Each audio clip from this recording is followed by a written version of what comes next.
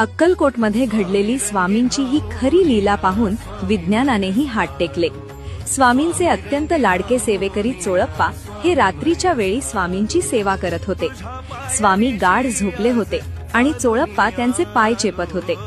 अचानक अंधारातून एक काळा कुट्ट आणि विषारी नाग सळसळत आला आणि थेट चोळप्पांच्या पायाला विळखा घालून बसला।